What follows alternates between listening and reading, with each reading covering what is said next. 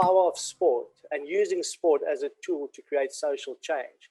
I think in the lockdown, with sport being taken away from us, I think we also understood better what sport really means to us. And when it gets taken away, you value it so much more. But the power of sport is incredible, and that video certainly shows that. I'm going to introduce our first guest to you now, Barry O'Mahony, and he's from CoolPlay. And just to talk a little bit, CoolPlay is one of the recipients, or well, funded by Laureus, a fantastic program that I've dealt with quite closely, and have got some fantastic experiences over the years. They do unbelievable work. And I think, Barry, the first question that I have for you is just to give a little bit of background of CoolPlay and what the what you try and do there, and what you have been doing, certainly in the COVID period and the lockdown period, and how you try and create sustainability in your organization over this period of time. Thanks, John. Thanks for this opportunity. Hello, everybody. Yeah, so CoolPlay is a program where we use sport to try and uplift the children and the players in the schools. We deal with 5 and 6 year olds all the way up to 18-year-olds within school programs and an after school program. And we started in rugby. That was our primary source and still is our biggest sport. Probably around 55% of it is there. We're in disadvantaged schools only. And today, around 3 or 4 years ago, we started with netball, and now 45% of our participants are actually female, which is fantastic. What we try to do, Jean, is we try and introduce a very strong adult role model, we refer to as a champion. And we've got around 25 to 27 of these champions that either coach or coach the coach. Ideally, they should just be coaching the coach. We then try and create an environment where there's great peer relationships, so that they're their own schoolmates and teammates, that they're building strong bonds with them. And then we have to create an environment where it's an open and safe environment where they feel that they can actually learn new things and expose their vulnerabilities to that. And we use sport, in this case rugby, is the train that they all jump on, and we believe the end product is much stronger. Now, Barry, as mentioned, and as you know as well, I've had quite a bit to do with CoolPlay, and I really do think that it's a fantastic program. I think what a lot of people might not know and understand is that a lot of these kids probably come from broken homes, disadvantaged areas, and what the team environment provides them is it provides them a place of belonging. A lot of the time, it's making the decision between joining a gang or joining the rugby team. With CoolPlay being implemented there, it gives them even more accountability to be part of that team and not disappoint that team. Am I correct in saying that? And that really is the power of what you are trying to do, and it really gets the kids out of that pit and making the wrong decisions at a young age. Yeah, so we had a great success with a guy called Klumelo last year. When he was in grade 9, as he says himself, he was keeping bad company. He got himself in trouble with the law. As he believes or understands now, he had very low self-esteem and self-respect. He got involved in the CoolPlay program through playing rugby.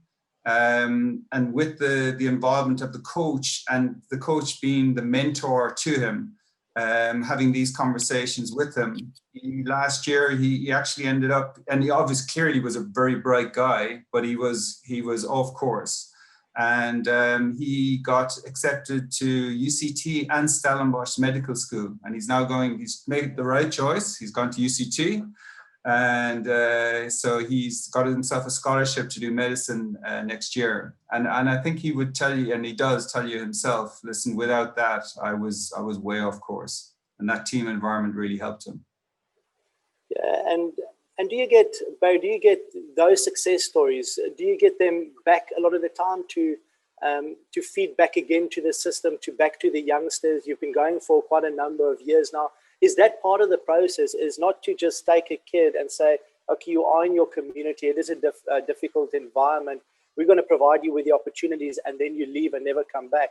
It's almost a way of providing the opportunities. Yes, you get out of that cycle, but you bring that back again to your community to make a difference, not only in his life, but to the community as well. Yeah, so this year, well, unfortunately, it hasn't been a great year for it, but Bradwin, who Laureus took to Hong Kong, and was a huge success there. He actually was going to be a trainee CoolPlay champion this year, but unfortunately, I think that opportunity, with the way the year has gone, hasn't really come off. And the other thing that we've done is we've actually teamed up with Brian Abana this year in the Brian Abana Foundation, and we're piloting a course that or a program that we're calling Papama, and we're doing it in Kailicha.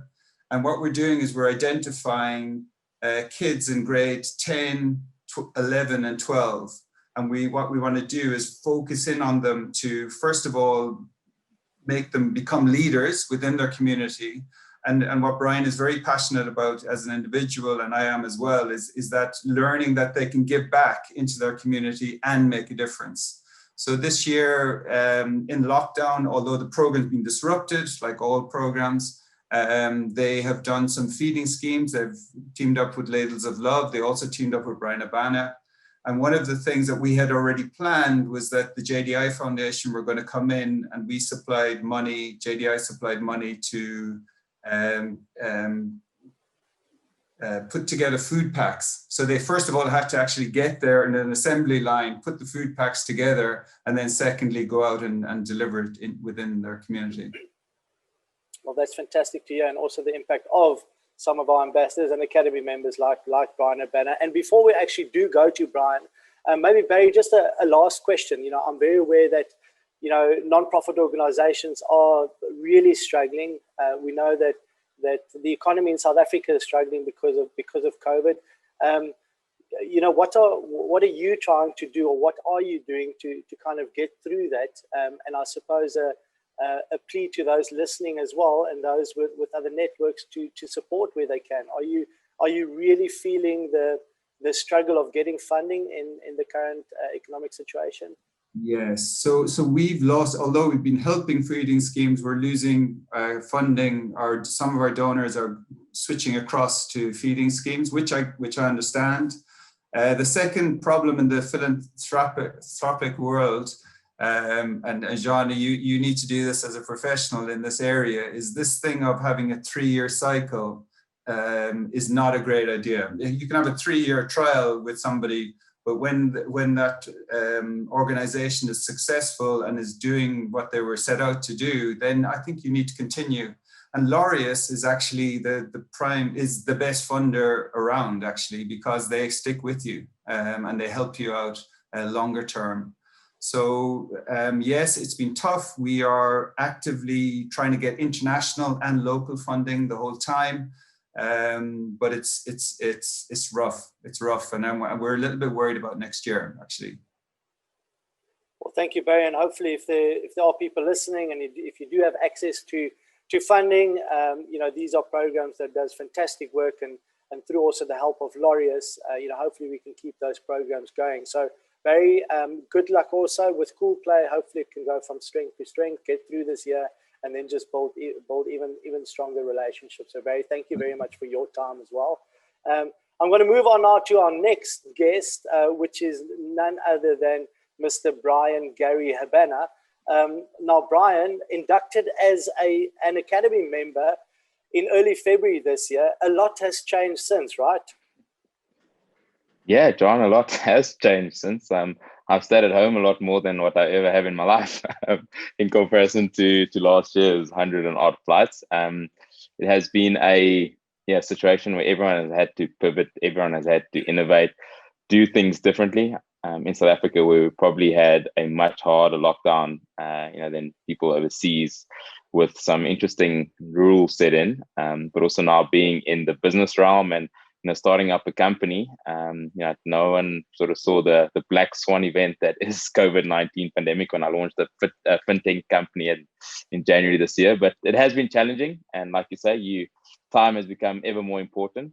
People have also expected you to be available the whole time now, because you can literally jump from one video conference to another without having to travel anywhere. So it has been interesting. Yeah, Brian, we are more connected than ever, and like you said, I think the lines are blurred between working hours, family hours, business, family, all of those things. We're not here just to talk about business and not just about the fantastic work of Laureus. We are also here to talk about rugby. And Brian, the British and Irish Lions series coming up next year in South Africa. You took part in that fantastic series back in 2009. Memories of that whole series? Yeah. Well, John, I think firstly, just seeing how you introduced Barry, hopefully myself and you will get the pronunciation of Omani right, because I also made that faux pas when I talked about Pete O'Mahony at my first ever Munster game over in Limerick. But yeah, what an exciting experience that, again, think back in 2009, crazy to think that it's been 12 years already. Crazy to think that momentous occasion at Loftus for that 56-meter penalty from Mornay Steyn that wrapped up the series for us. It was just over 11 years ago now, and I think 2021 we all hope is going to be happening. There's a lot of uncertainty with exactly where this pandemic is going, and like I said, with South Africa probably moving north post that, it's probably the last time we're going to have a really decent South African contingent playing against the Lions. Yeah, but again, I think it's so easy just to look at all the negatives and what we've been through. I'd rather focus on, I think, a lot of the positives that we've seen in your career, Brian. And you've scored many tries for South Africa over a very long period, 12, 13 years of playing international rugby. That try in the second Test match at Loftus, is that a special one for you, and one that sticks out, maybe top 5 of all tries you scored? Ooh, top 5, John. I'm sorry, you just scored so many. Yeah, I mean, in terms of the memory, it definitely, I think what that game definitely did give us as rugby supporters was one of the best tries I've ever seen on rugby field. That try from Jacques Fourie. Mine was sort of a set move that we'd actually practice on the training park for 2, 3, 4 years prior to that. But I think that finish from Jacques Fourie in that game, the way in which it happened, to then give us that opportunity to not only close the gap but give Mornay that final kick to actually win it. So I think as a rugby player, you always want to make a contribution. I was never the likes of a Skalkberger where they always seemed 2 of me on the field. So I had to try to do things a little bit differently and use my pace, which Scala probably didn't have. But that memory, and I think for all of us involved in that build-up and in that year in particular, it was a pretty spectacular moment for each of us. And I think the party in the Monte Casino the following week summed up what a great occasion it was. Yeah, certainly. You talk about seeing 2 people when you play against Skalkberger. I usually get so tired when we play on the Highveld. I see 2 people of everyone. I see everyone has 2. You just get so tired. Just the magnitude of a Lions series, Brian, in terms of your decision making, you had an unbelievable career as a Springbok. What kind of role did the Lions play in terms of your decision making as to where you play a rugby? You could easily have gone overseas after 2007, but you decided to stay in South Africa. Was that mainly due to the Lions touring South Africa? Without a doubt, John. One looks at the uniqueness of a Lions series, being a South African, Australian, and New Zealander, that only happens once every 12 years.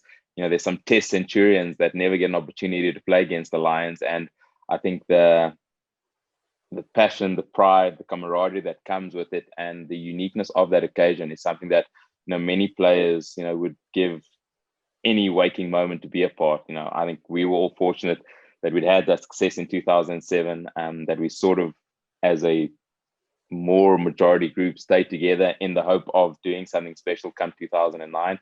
Given that we'd lost the series in 97. So yeah, it was a really important sort of goal short term that I had written down, and we potentially in 2021 have a player who could be the first professional or the first player in the professional era.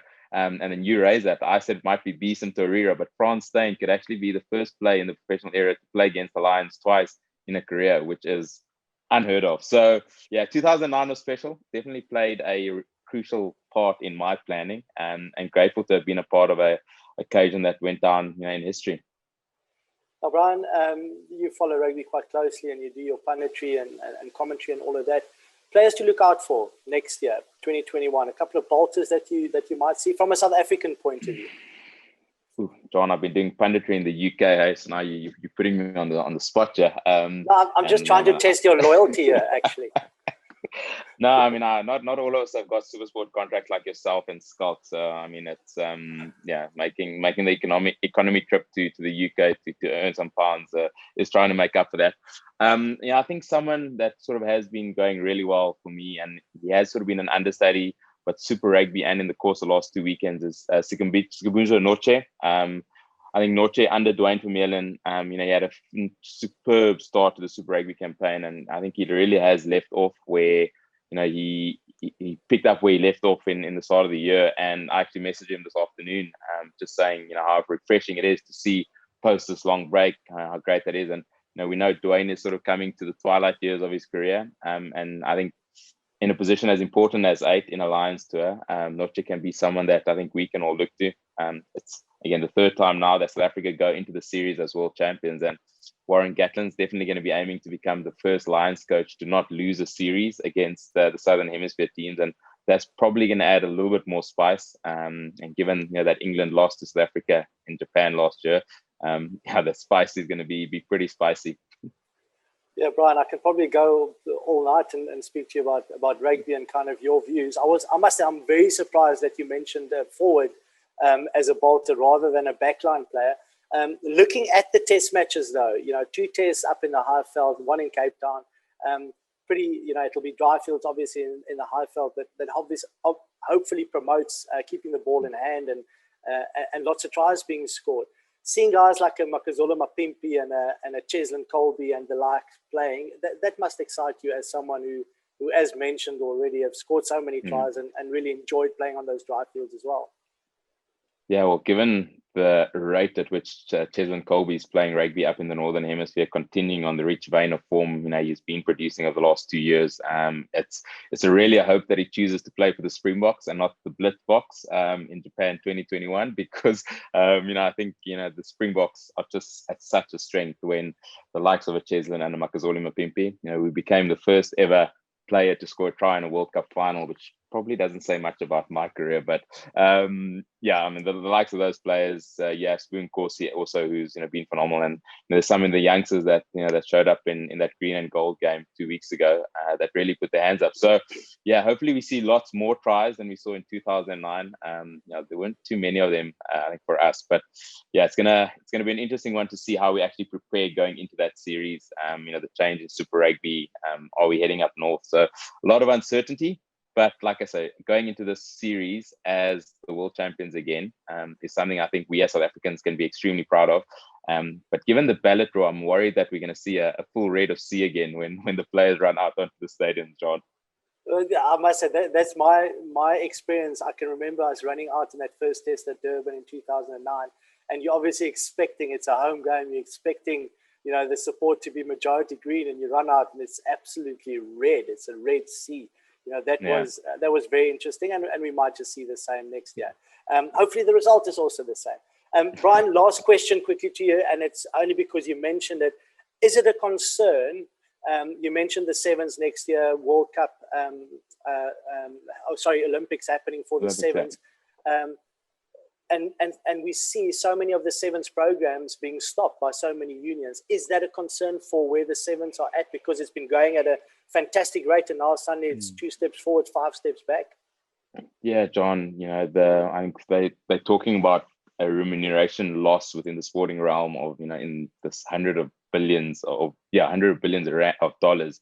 And I think Sevens in particular, we've seen I think it's the British or the England Rugby Sevens, program has been stopped. A lot of the home nations are sort of worried about where that's going. HSBC and World Rugby have had to cancel, I think, the first 4 events, which leaves again everything up in the air. And Sevens has been that one platform that really is a very easy entry point into the game of rugby, and it's something we all love being a part of, something we all love spectating at, and one really hopes that as we navigate out of this COVID time and this pandemic, that we can resume where we left off, because I think Sevens and what it was giving to the game of rugby, not only from a spectacle perspective, but how the growth of the women's game and how we were seeing some phenomenal women athletes just showcase their skills to the nth degree. I think is really something we're all hoping. Rugby is coming back in shortened forms without spectators in the stadium at the moment, but hopefully Sevens, and I think the first tournament that's supposed to be happening is Hong Kong or Vancouver and Los Angeles. We got cancelled in Hong Kong, Singapore, London and Paris. So interesting time for all of us. I think Nolly's going to be joining the call later, so I'm really hoping that I don't get tackled into a pool in any stadium around the world anytime soon. Thanks for that, Mrs. Waterman.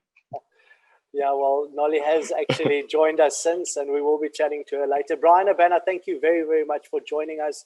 The newest Academy member for Laureus, and doing fantastic work, not only in the business world, but also in the non-profit sector, and with the Brian Abana Foundation. They've done fantastic work through the lockdown. So, Brian, thank you very much for joining us, and good luck also for the year ahead. Hopefully, things can only improve. 2021 can only be better than 2020. 100%. Thanks, John, and thank you very much to everyone. Keep safe, look after yourself, and looking forward to some more Laureus engagement in the not too distant future.